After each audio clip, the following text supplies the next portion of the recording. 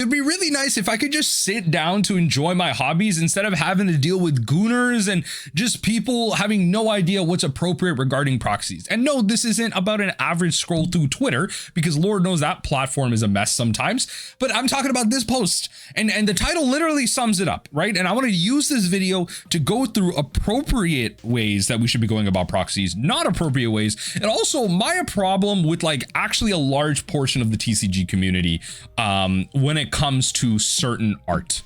Okay, and I think this is a deeper problem, right? As someone who plays both Magic and the One Piece TCG, I see it rampant in Japanese TCGs, right? The TCGs that are big over there, Union Arena and all that stuff, like it's absolutely insane. But it might be a larger anime problem. Regardless, I don't care if you proxy. I do care about whether your proxies look like real cards. Thank you. That is it. Leave a like on the video, comment down below. That is it. That's the video.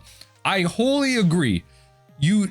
I don't care about whether or not you proxy. I love for it if you just get to play the game, but make the card what it is. If you call your card, I don't know, Luffy's Meditation, and then the card has the ability of Ristic Study, that's not Ristic Study. That's a whole new card, right? Like, you made the art different, sure, but then you named it something different, or like you remove the enchantment subtype. Like, you're obscuring things, right? And this is why I have so many problems with various secret lair arts too, because it's so convoluted. But I feel like some of them still do like a decent job at kind of showing you what it is. But let's read through this. Last night, I played against someone whose entire deck was proxies, except for basic land. I get it. Cardboard rectangles are expensive and sometimes hard. Exactly.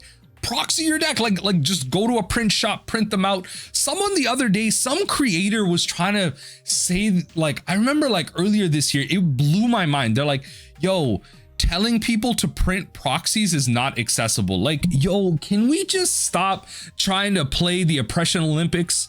Like, what does that even mean? Like, as someone who's on the left, like, what are y'all saying? Like, we go too far sometimes. Like, what do you mean print shops aren't accessible? They are accessible to the vast majority. Like, me telling you to go print something isn't calling out your oppression. Like, my bad. Like, just say you don't have a print shop near you. Look for an alternative option. Anyway, like, expensive, go to a print shop, print one out. If you need to kind of draw one out, sure, at least make it look like the card. Slap it on a piece of paper, put it on top of a basic land. That's good enough for me, as long as it looks like the damn card. No big deal, but these proxies all had different art and names from their real world counterpart, but the same text. This is what I'm talking about. That's a different card. That's a different card. These are what we call functional reprints. If they were to do this in universe, these are functional reprints, right? They're not actual reprints. They're different cards with the same ability, right? Like, you can think of many vanilla creatures that have had functional reprints, right? Somewhere along the lines of like a 1 mana, a 1 white, 1 colorless, 2/2 with like vigilance, with flying. I mean, it's white, but like 1 color, 1 colorless, 2/2 with some type of ability. Printed over and over again, right? For example, his spark double was anime character in the name with no little bar underneath indicating the real name, like the Godzilla King of Monsters. And so we're gonna go over that, like the Ikoria stuff, but the card text referred to spark double. That's not the same card. This is not a proxy. Don't do this.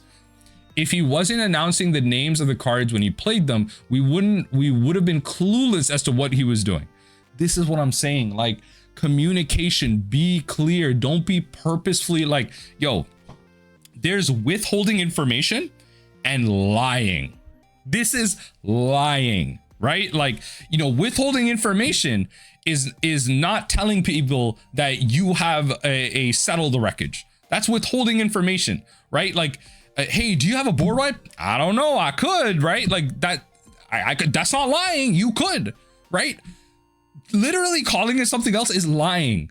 Don't do this. His entire deck was like this. If I was a newer player, I would have been totally lost and unsure whether he was cheating. Please, anyone who proxies, I beg you not to. Just make your proxies look like existing copy of the card. Don't abuse your proxy privileges to do weird crap like this. Yes, make it look like the card, or like, yo, just proxy the alt art or something. Like, I don't know what to tell you. Like, make it look like the card. Use the name and the basic identifiers: enchantment, the super type, the subtype, power, toughness, the name, the mana cost. Do whatever you want with the art. Do whatever you want with the art. Heck, even if you take the mana cost and put it somewhere else, like on the side, and do something different with the art, like, that's cool too, that's even cool too. Like I get it. Maybe you have, if you have like a theme like that, okay, like I'll just, if you tell me like, oh, I put the names of my cards on my side, that's how I proxy my deck, I thought it was cool. All right, cool. I'll just read the side of your cards. Like just tell me. This is nonsense though. This isn't the same card. So let's walk through it. The number one problem I have, so we have Kadena Slinking Sorcerer. I would say like a pretty cool commander. I've seen it every so often. Face down card, creature spells, 3 or less. Whenever you face up creature enters, face down creature enters, draw a card. Just great morph commander, all that stuff. Great. Now this is a proxy. This proxy is cool as hell. I don't know if this is a real proxy, if this is a render. I just found it on the internet. It looks cool as hell though, right? The blown up Kadena art over top of the text, but you can still kind of see what it is, right? You still see the name of it. The original art is actually still there to evoke back to the card, subtype, super type, power, toughness, the ability of the card, the mana cost of the card. It's all there. It's all there. This is an example of like a proxy that would push the border, but still evokes a lot of what the original art was. You see this a lot with like the Liliana the Veils, with the art with like her whole body's there. A lot of people do various like renders of, you know, replacing her with different like superheroes and stuff. But then again, like they'll extend her head like past the name and everything. But even that one's fine because at least her body's kind of thinner in the frame. Like you can still see the name of it. Like you can do cool stuff like that, but the basics of the card are still there. This is an appropriate proxy to me. I mean, heck, look at this. Like this is my Keranos God of Storms right here. This was the first legendary that I ever opened in a pack of Magic when I was first kind of playing the game. And I really like, I just thought, hey, God of Storms, let me proxy this Keranos to be the Emperor. Many of you have probably seen this already. I brought this up in previous videos, and I wanted to go through and take my Is It Commander deck and turn it into various Star Wars themed stuff because I'm a big fan of Star Wars. And the deck itself is just like an infinite deck. It's a very simple combo deck that just tries to play defensive and go infinite with Splinter Twin. But maybe I could turn Splinter Twin, the art, into like regular Yoda and the Dark Yoda that we get in like the Clone Wars, and like Lightning Bolt could be like Force Lightning, and like there's different ways that I could evoke that art and do like an altar like this again, where it's extended border, the art's different, but the name's still there, mana cost there, power, toughness, the type, text, everything. It's all still there. I just wanted a different art to evoke a different feeling. It's just something I always wanted to do if funds ever not become a problem. But regardless, this is a proxy that I have that I think is relatively appropriate. Another thing that they're referring to is the under the text. So for those of you that may have forgotten, this is Brokos Apex Forever, of Forever being called BioQuartz Space Godzilla. I have very minimal knowledge of the Godzilla megaverse. BioQuartz Space Godzilla is a super metal name. That is a super metal name. But this is, you'll notice that that's the name of it, but on the art it says Brokos underneath. So this is actually Brokos Apex of Forever, and you know, it evokes still the same stuff, right? Like you have the mutate ability. They had to take that kind of reminder text out to simplify. They wanted to show the art more, but then here the original copy has the reminder text. So in situations like this, I would actually recommend people that buy this alt art, you probably, chances are, have the original, still have the original lying around. You know, if people wanted the reminder text, or like have, you know, that easy pull out, you know, and be able to explain mutate and all that stuff. Mutate's a pretty confusing mechanic when you have like multiple mutates out. It can be really weird based on like how you layer things out. So definitely have that. If you're playing a commander deck that revolves around mutate, you probably should have something like that. But this is an example of having that text underneath. You could call it whatever you want, great, but do you have that text underneath? Okay, even that I'm a little on the fence about, but I can accept because you still have the original name of the card. It's still like this. It's clear where it is. It's a second line of text. It still has the original subtype, super type, the original text, power, toughness. It does the original thing. And this was one of the this was probably the most appropriate way to do the Universes Beyond stuff, which unfortunately they've continued to not do with like the recent Marvel Secret Lair stuff. But at least we know with those cards, with Marvel coming down the line, like those cards will be reprinted. This is just like a get them first type of thing. Maybe these arts are exclusive. I don't believe they've said they are, but I don't know. It's like the first round, like the Secret Lair version will probably be more expensive, but we'll get reprints of that art and those cards probably later down the line in Marvel. Now, another way that I think proxies are acceptable is with Infinite tokens. I got a bunch of Infinite tokens myself. These are some dry erase tokens, and what you do is, you know, you just take some dry erase markers, you draw all over them. This is cool too, because what this does is, especially when it comes to accessibility of like spell table and kind of digital ways to play Commander or webcam, this is a great way for not only to create tokens, but if you ever have to, you know, harmless offering something or just grab something out of your opponent, like you're an evil person like me and you play Ragavan as your commander and you can take your opponent's stuff, this is a great way to do that. And that's like a medium where everyone is aware of what is going on. Like these are the type of things you have to accept when you play webcam Magic, and you might stray away from deck lists like that, but they have to exist. And so this is a great way to represent these, because there aren't goated tokens. You know, how do you represent with a bunch of dice plus 56 plus 56? I love that. So you have these little tags, you can add them, and it's just great. And what I like about these is like, so think about like the Keranos here. What I like about these is that you can put these, a great way that I found to represent these is you can maybe put it over top like this and you write something right there, and that's your card. And then maybe you add something on the back. So obviously you need like super thick sleeves for this, but you need, and then you do something like that. Maybe it's like, it's like goated and it has, I don't know, trample or something. You don't have those tokens. This I find is a great way to take use of these tokens. I love that. And so I find, you know, infinite tokens or any like dry erase alternative is great. I'm personally not funded by infinite tokens. These are obviously the choice that I went with, but I understand people might go with other options in terms of dry erase. And there's like many different versions out there. Look at how people are using it here. The googly eyes on the play. This is just, I remember playing a creator game, someone was doing that. And someone have some creative things, like you get really artistic. It's like a great expression. This is the type of thing that like, if you're already like you're out there and you're using and you let people know, this is a great example of that. And it also is a great way to save on funds when it comes to buying multiple tokens. A lot of people like the idea of blinging out your tokens and buying tokens off of Etsy. But if you don't have those funds and you're more of a creative person, this is a great way to express that. I mean, look at this dog, cute little dog art on the banner of the site. This is great. So this is another way to, you know, proxy in a way. You're not proxying your whole deck like this. They obviously have a different thickness and a different size, but this is a great way to proxy out like certain tokens that you need to make that you don't want to get copies of or you don't have copies of. I mean, heck, the Goblin Shaman token off of Fable of the Mirror Breaker is a really expensive token. Forget that. Just use like infinite tokens. So shout out to them for being an example, a way to take use of this. And the line I want to draw here.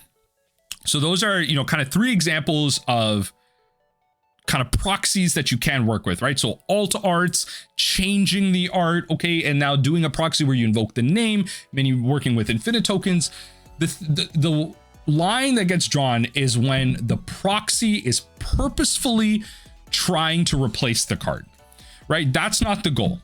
I think like if you have a proxy, you should be really clear about whether or not it's a proxy. I think for Commander, it makes a lot less, you know, whatever. It's not that deep, I don't think.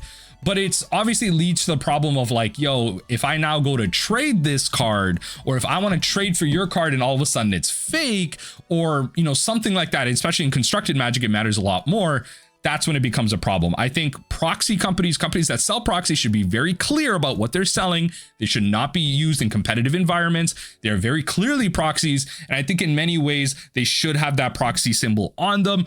I understand there's a market for people that don't want that proxy symbol on them. I don't know if that's that relevant. I think that's just like a visual like OCD thing that y'all need to get over. It's a protection layer in the game because you don't want people cheating with this type of stuff.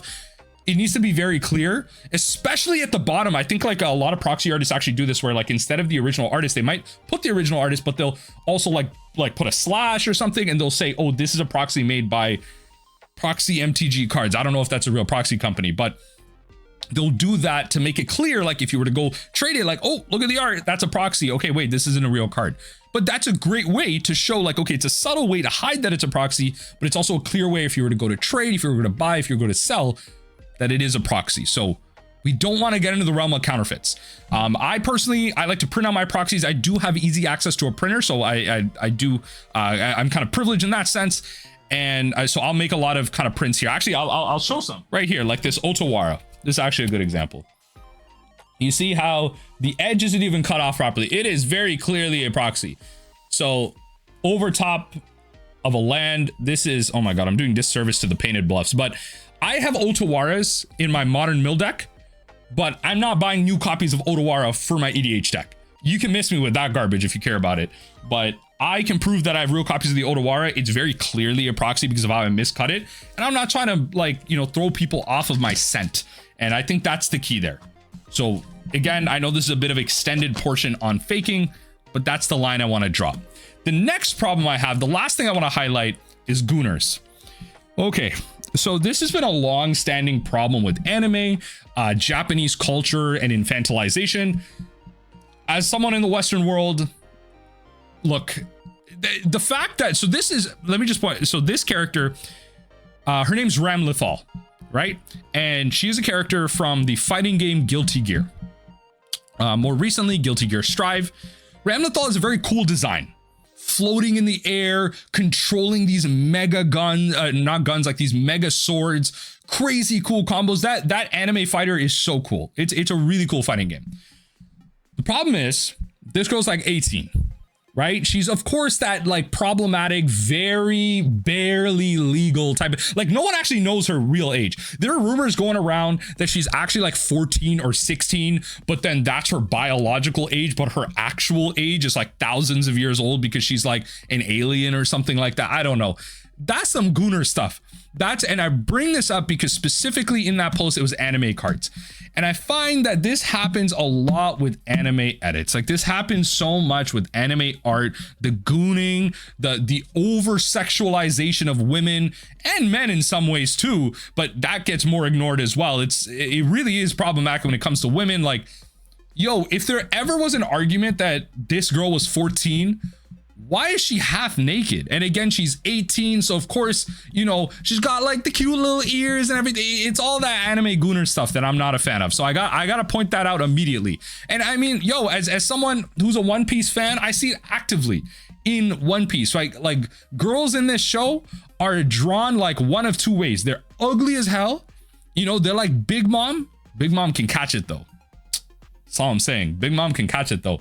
All I'm saying is, they're either ugly as hell and they're big, they're fat, they're unattractive conventionally, or they're friggin' this. They get busty. You got Nami over here. Okay, she got short skirts already, some titties coming out. Like, okay, you already got that being exposed.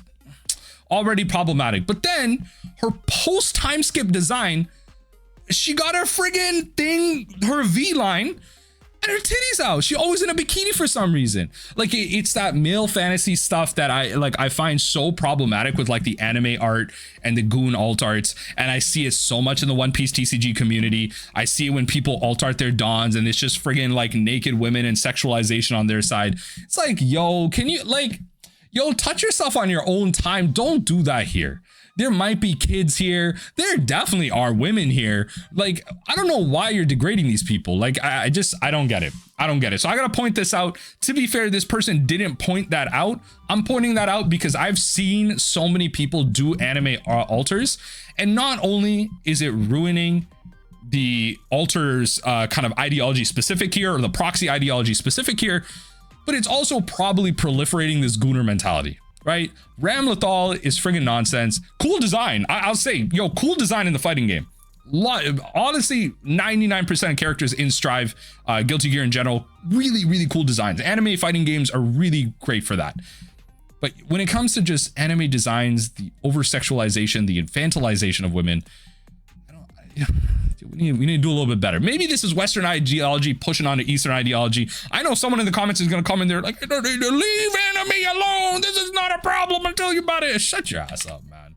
Shut your ass up. Like, go back to touching yourself, okay? Y'all don't want to talk about how stuff like that proliferates the whole, you know, a porn addiction that happens in this world, okay? Like, anyway, don't be proxying the wrong way. Okay, don't abuse your proxy privilege to do weird shit like this. Come on, let's be honest here. Let's do better as a community and let's proxy better. Let's be inviting more, but let's call out the garbage that we see, right? It's not about being inviting to the point of allowing everybody, right? That whole idea of where, you know, I can be friends with someone with differing opinions. Let me just be straight up here. You can like chocolate cake. I could like vanilla cake. That decision making, that reasoning, that difference of opinion isn't harming nobody. Okay? We can both still like cake. We both like desserts. Just we prefer a flavor. When it comes to, you know, you liking a different race over another, liking a whole different thing that is putting someone else down, that's when it becomes a problem. Just saying. And look, as a brown person, myself as a South Asian person, I don't really know if like we really needed to change the whole like Kaladesh name thing, but I understand why. I can see why it can be taken in that form. I just see a lot of non-brown people talking about how this is woke. So I think I need y'all to shut up. It can be seen as pandering. Maybe not. I don't mind it though. The reason I really like it is that they made an in-universe version, a reasoning for it. It wasn't just a change for the sake of pandering. It was reasonable, the argument for it, and it actually had an in-universe reason. So these are the type of changes, these are the type of differences in opinion that some people might call woke, but is actually implemented in a really logical way. And when it comes to these differences in opinion, if it's not harming someone else, then great, let's go about it. But if it is harming someone else, if we got these Gooners putting people down and ultimately leading to these proxy problems, why aren't we calling this stuff out? I think videos like this are important. I hope this rant wasn't too much. I don't know. I feel like so much of the hobby community and the Magic community and the TCG community in general could just be doing a lot better.